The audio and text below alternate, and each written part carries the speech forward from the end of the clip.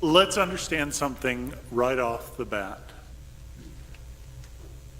This is a gospel that so many of us Americans are going to feel good about. Because it just feels like, man, there it is right there. Jesus is talking up capitalism.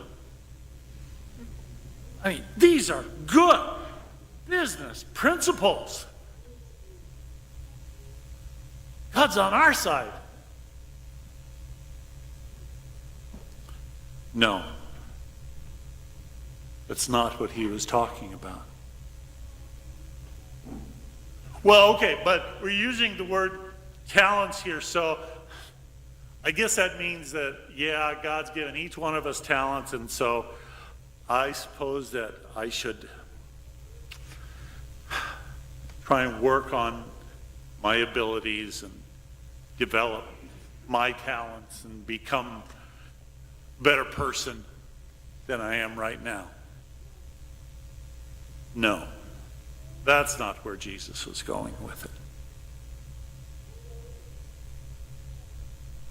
Jesus' listeners were neither capitalists, nor were they self-improvement freaks. They were peasants. And to be honest with you, this story that Jesus tells, I'm not sure how someone who was a peasant at the time could really take it if you were to just take the story on face value. Because the belief in the Middle East in the first century, and even to some degree today, but not as much, but the belief was that there was only a limited amount of wealth in the world. That it was all there. And it just became a question of distribution. Who got more? Who got less? And so those who were wealthy, it was assumed by most people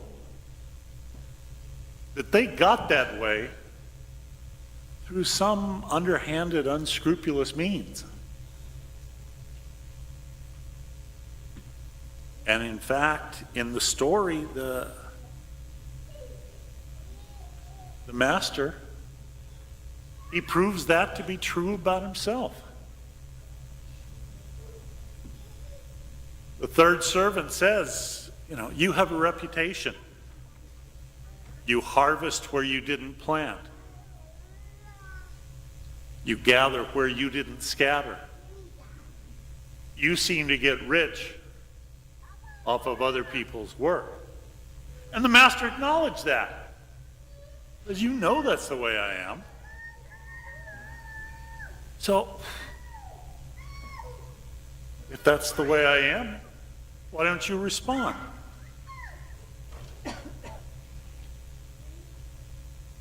Generally, people who were wealthy, to keep their good name, that's why they had slaves, to do their dirty work for them.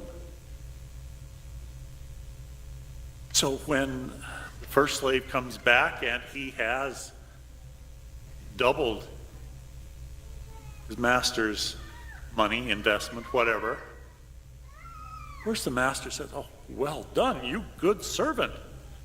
You do things the way that I do things. Proud of you. Come, you're my kind of guy. And the same thing with the second one. The third one, okay.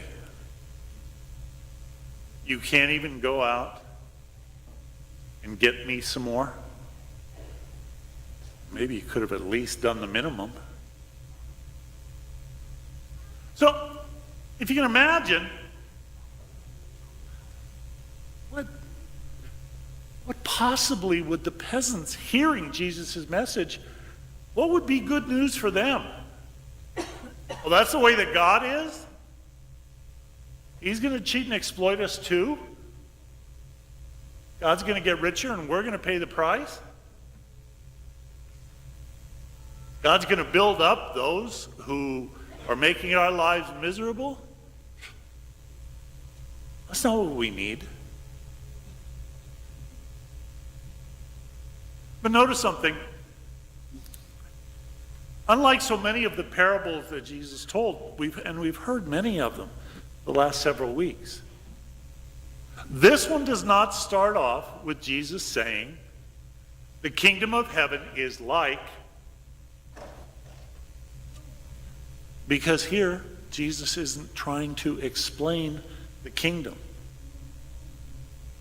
Here, Jesus is referencing the scribes and the Pharisees, the keepers of the law of Moses.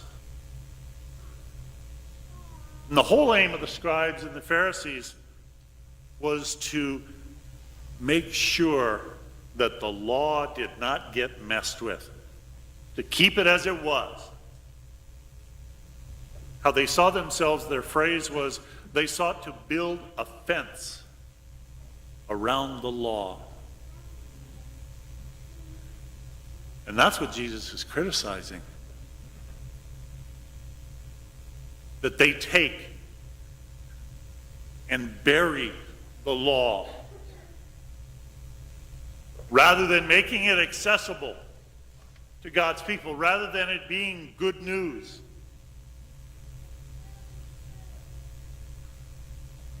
The law is there for the people. But the keepers of the law have forgotten that.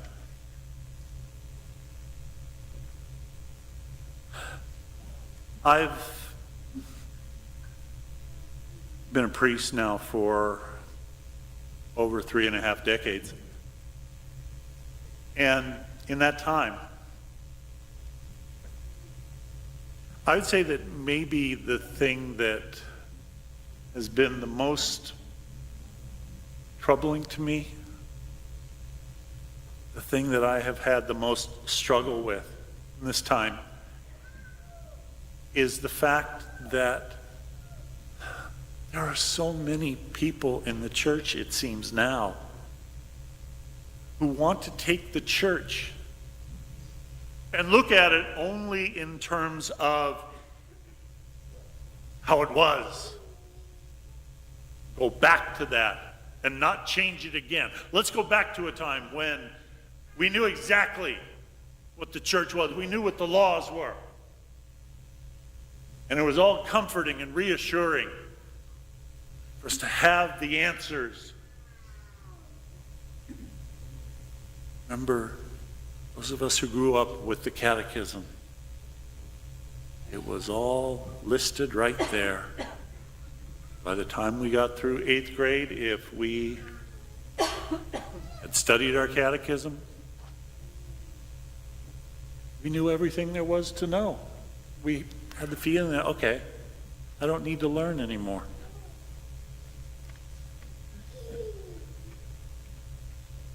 And yet, the church is meant to be a living, vibrant, alive reality. And we're called to have that type of an attitude. I want to put it to you, we are rugged Westerners. Our roots are, with the heroes of the Old West. And so I'd like to explain to you the two different outlooks using, I guess, what we would call frontier theology. Okay, so using terms that I think we might be able to relate to just because of who we are. So there's really two aspects to frontier theology. There is the settler outlook and there is the pioneer outlook. And so to help you to see the distinction, Rusty is going to be helping me tonight. He will provide the settler perspective. I will provide the pioneer perspective. Now, just to be able to keep things straight, I had wanted to try and find, some headgear or something, some sort of a coonskin cap for me to wear, representing the pioneer. I couldn't find anything like that, so what I'm going to go with is, Rusty's going to represent the settler, okay? The farmer, the landowner, the one who has got theirs, and they just want everything to stay in order. So Rusty is going to have as his symbol, it's a cow. He can turn it inside out and make it a pig if he wants to, but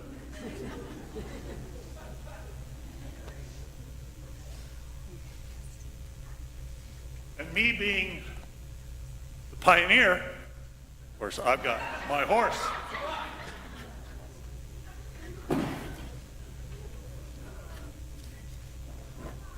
Okay. So first of all, let us look at what is the church? In settler theology, the church is a courthouse. The old stone structure dominates the town square. Inside its walls, records are kept, taxes are paid, and trials are held for bad guys. It is a symbol of security, law, and order. In pioneer theology, the church is a covered wagon, a house on wheels, always on the move. It bears the marks of life. It creaks, is scarred with arrow marks, and bandaged with baling wire. The covered wagon is always where the action is. Who is God?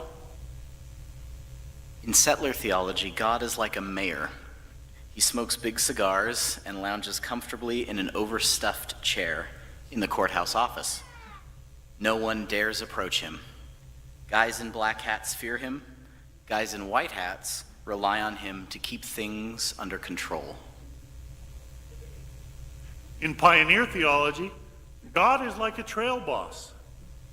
He's rough and rugged, full of life. He lives and fights with his men. Without him, the pioneers would become fat and lazy. He often gets down in the mud with the pioneers to help push the wagon when it gets bogged down. Who is Jesus? In settler theology, Jesus is the sheriff. He's the guy sent by the mayor to enforce the rules. He wears a white hat and always outdraws bad guys. He also decides who gets thrown in jail. In pioneer theology, Jesus is a scout. He rides out ahead to find out which way the pioneers should go. He lives all the dangers of the trail. He doesn't ask the pioneers to do what he didn't do first.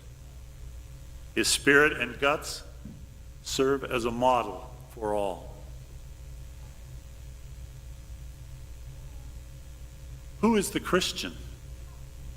In settler theology, the Christian is the settler. His concern is to stay out of the sheriff's way. He tends a small garden. His motto is safety first. To him, the courthouse is a symbol of security, order, and happiness. In pioneer theology, the Christian is a pioneer, a person of risk and daring, hungry for adventure and new life. He is tough, rides hard, and knows how to handle himself through trials and danger. He enjoys the challenges of the trail. He dies with his boots on. What is faith? In settler theology, faith is trusting in the safety of the town, obeying the laws, believing the mayor is always in the courthouse, and keeping your nose clean. In pioneer theology, faith is the spirit of adventure. It's the readiness to move out, to risk everything on the trail. And finally, what is sin? In settler theology, sin is breaking one of the town's ordinances. In pioneer theology, sin is wanting to turn back.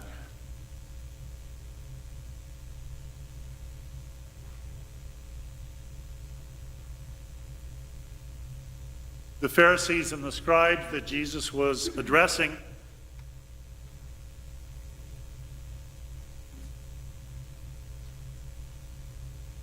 they really had a concern, a fear about things changing, about things not being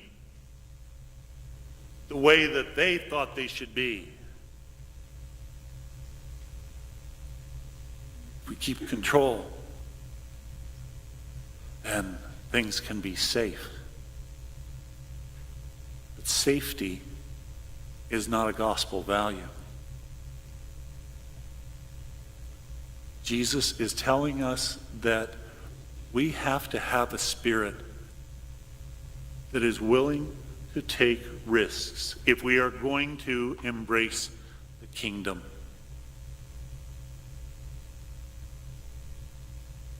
We are a pilgrim people, as we have said throughout the ages. We are journeying to the kingdom.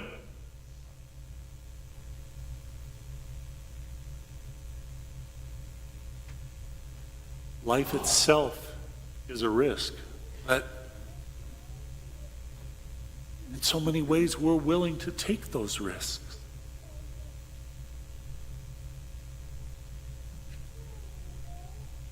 When it comes to the kingdom, when it comes to the way of Jesus, the risk of cleverness is preferable to the numbing security of doing the proper and honorable thing or playing it safe.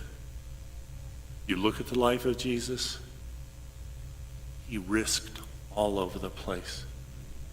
He didn't play it safe. He didn't say, oh, let's just try and keep things the way they are. Let's try and return things to the way they were.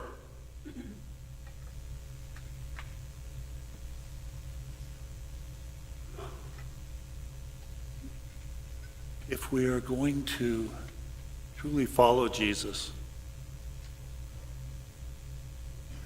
we have to be willing to be part of a church that constantly is more concerned with moving forward, growing, being challenged.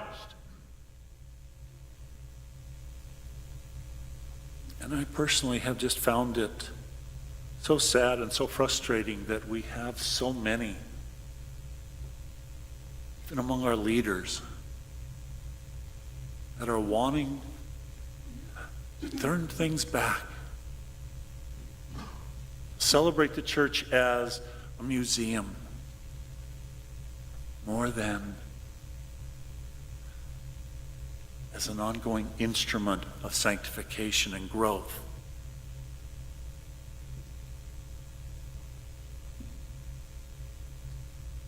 Jesus had a pioneer spirit in bringing people the good news of the kingdom. That's the spirit we're called to have. A spirit that has imagination, a spirit that risks, a spirit that sees the possibilities of God's love at work in our lives.